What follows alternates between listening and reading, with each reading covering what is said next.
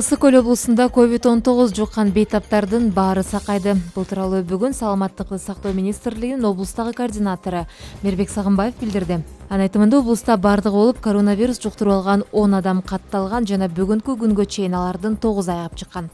Ал эми бүгүн 10-чу бейтап балыкчы шаарынын Орусиядан келген тургуну сакайып үйүнө чыгарылды. Анын экинчи жолу ПЦР анализи таза чыкты. Азыркы тапта Ысык-Көл облусунда COVID-19 менен ооруган бейтап жок, бардыгы сакайып үйүнө чыгарылды. Ал эми 70-ке жакын адам байкоо иретинде обсервацияда жатат. Алардын көбү чет мамлекеттен келгендер. Абалы туруктуу, деди Сагынбаев. Бишкек шаарында карантиндик режимди сактоону көзөмөлдөө күчөтүлөт. Тиешелүү тапшырма республикалык ыкчам штабтын жыйынында берилди. Саламаттыкты сактоо министри Сабиржан Абдикаримовдун билдиргенине караганда, айрым соода түйүндөрүндө азык-түлүк базарларында санитардык талаптар сакталбай жатат. Ошондой эле анын айтымында такси кызматын айдоочуларынын бет кап кийбеген жана тиешелүү сунуштарды сактабаган учурлары катталууда. Буга байланыштуу санитардык эрежелерди жана башка карантиндик чараларды сактоо боюнча көзөмөлдү күчөтүү зарыл экенин кошумчалады. Биринчи вице-премьер-министр Кубатбек Боронов тартип сакчыларына карата сын айтты. Ал учурда айрым шаарлар менен бир райондо өзгөчө абал режими күчүндө экенин, ошондой эле транспорттун жана элдин кыймылына чектөө киргизилгенин баса белгиледи.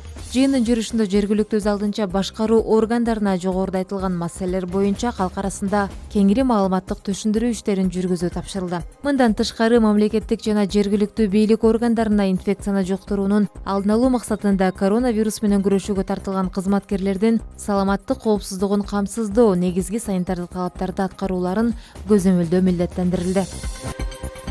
Ошто 1-майдан тарта ишин жанданткан 80 ишкана санитардык карантиндик талаптарды толук аткарбаган үчүн кайрадан жабылды. Бул тууралуу Ош шаарынын коменданты Малик Нурдинов брифинг учурунда билдирди. Жабылган ишканалардын арасында чач тарачкана, навайкана, автотетиктерди саткан дүкөндөр бар. Мамлекет ишкерлерге иштеп пайда тапсын деп мүмкүнчүлүк берип жатат. Бирок айрым жарандарыбыз мурдагыдай эле жай баракат, ээн эркин бет кабы жок жүрүшөт, деди комендант.